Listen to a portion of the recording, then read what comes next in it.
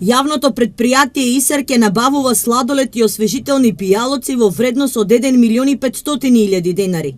Тендерот е распишан на 28 февруари, а заинтересираните фирми понудите може да ги достават најдоцна до 20 март. Но веднаш се поставува прашањето што би правело јавно комунално предпријатие на кое главен приоритет им е комуналната хигиена во градот со сладоледи и пијалоци од 1.500.000 денари.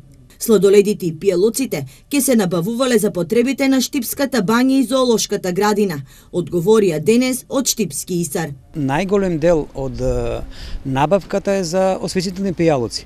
Делот за сладоледи, тоа се однесува за зоолошката градина и за бањата Кежовица.